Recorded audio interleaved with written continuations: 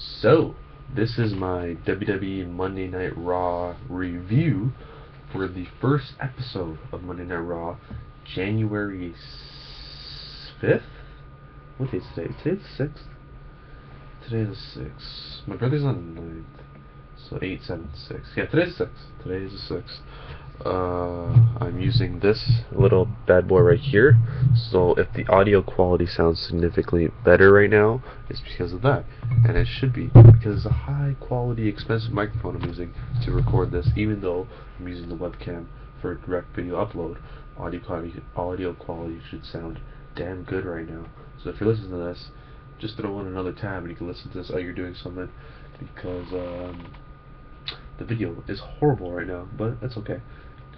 The opening segment of the night was Ric Flair coming out and doing a promo, and I did not see this opening when Flair came out, but pretty much when I started watching Raw, Flair and Orton were doing a back and forth promo. Flair saying how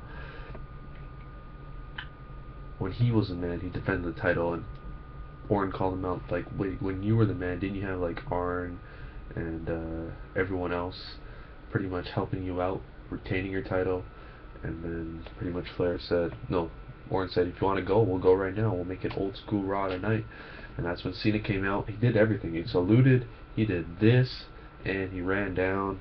He shook Ric Flair's hand, gave him a hug. Cena said, if you want to go, let's go.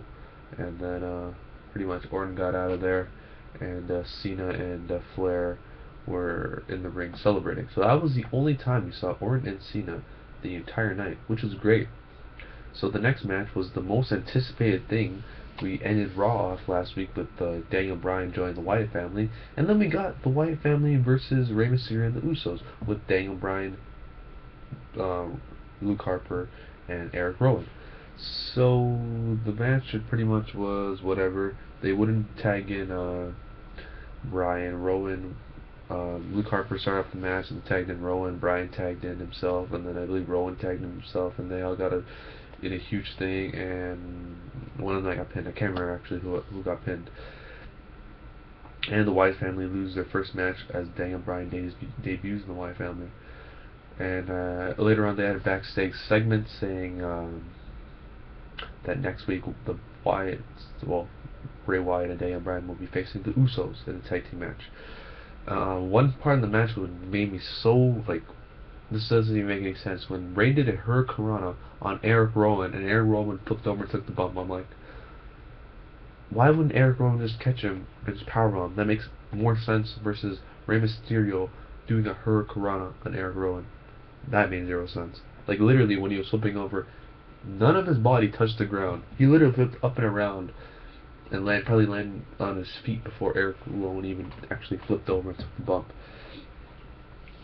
Next match we had Biggie Langston going up against Curtis Axel. This was a non-title match, and Ryback was on commentary, and I don't know, maybe they're setting up a Biggie Langston versus Ryback match later on down the road, but Biggie Langston pretty much destroyed Curtis Axel and won the match. Next up we have what do we have? Why is this not loading? Biggie Langston, yeah, okay. Next we had Alberto Del Rio versus Cara, and this was a whatever match. It was not old school because they had damn dimmer lights on. That's something old school about Raw. Raw never had that in the past. They just had that recently when Cara debuted. And they were building up how Cara has beaten Del Rio not once but twice. Del Rio is a former Royal Rumble winner, and Del Rio kicked Cara in the head and won the match. Next match we had was damn it, why is this doing this? We had the tag team champions going up against the Real Americans. This was actually a pretty good old school tag team style match. It was just a regular tag team match. It was actually a pretty good tag team match. A lot of near falls. Swagger had the ankle lock on Cody. They thought Cody was going to tap out. Goldust gave a big old kick to Swagger. Cesaro came in and broke up a pin by giving a headbutt. Ran in and like junkyard dog style headbutt. No, it was pretty sweet, but then it came when Goldust hit his finisher on Swagger to get the finish. It was a fun match, a fun tag team match to watch. Next match was Brock Lesnar coming out. So Brock Lesnar came down. Paul Heyman cut a promo saying how pretty much Brock Lesnar wants to go old school and wants to saying how back in the day when Bruno and Hogan and Austin were the man, people came out to challenge him, and since after the Royal Rumble match, he's gonna challenge the winner at Elimination Chamber essentially, because Brock Lesnar's gonna fight for free on TV, and essentially this whole led to being the man thing. Mark Henry came out, injured Mark Henry. He came out.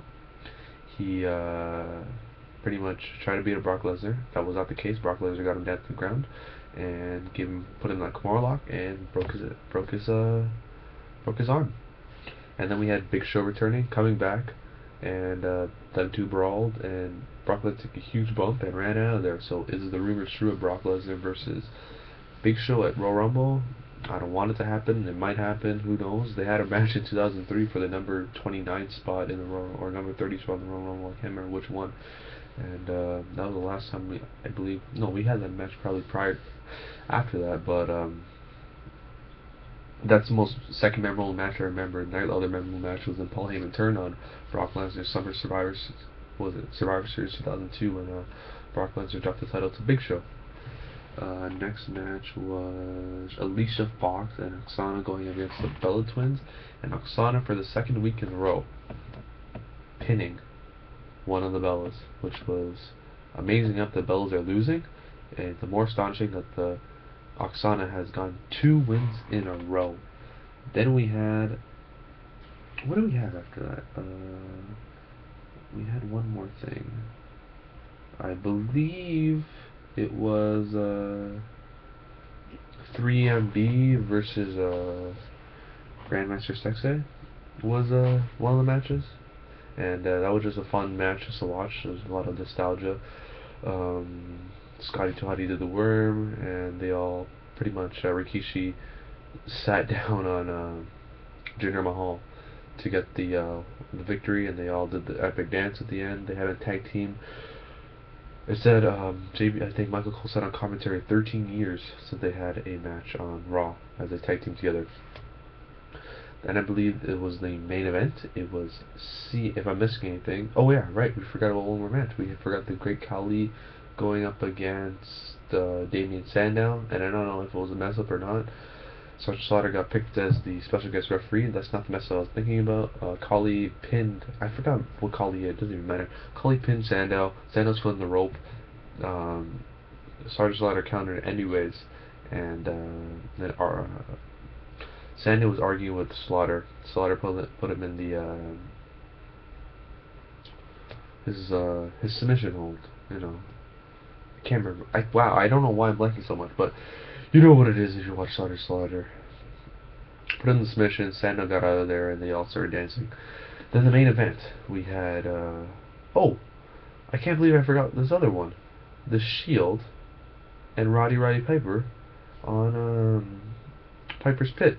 WWE has done a horrible job giving me the actual results of Monday Night Raw as I was going through the pages.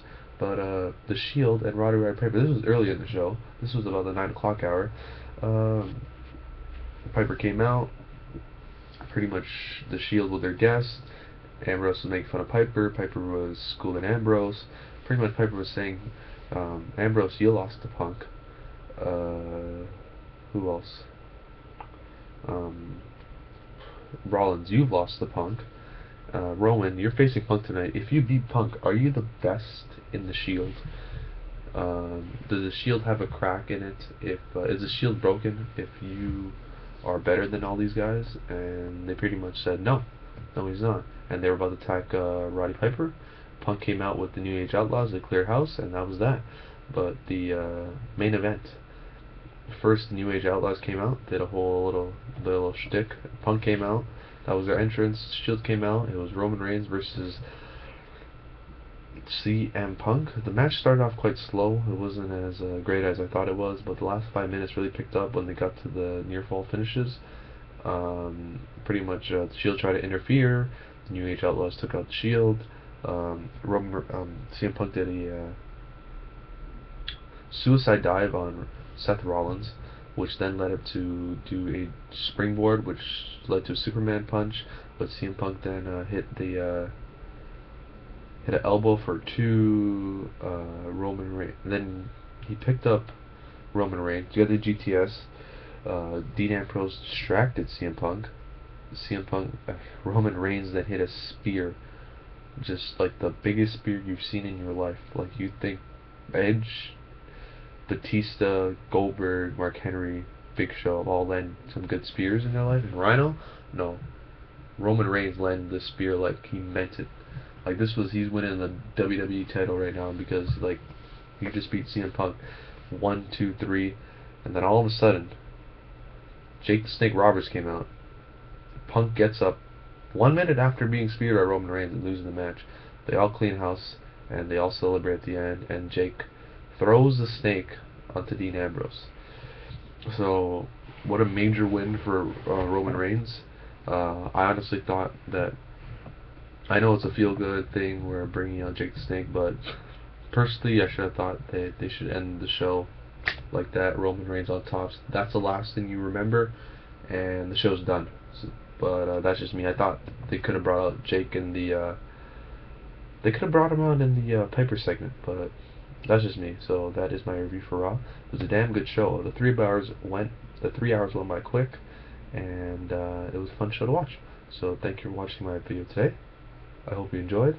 For next week's Raw, who knows? But we got, I believe, 2 more Raws until the Royal Rumble event, and Batista comes back in 2 weeks. They're major hype up for Batista, and let's get it done. Two more Raws, and then the Rumble.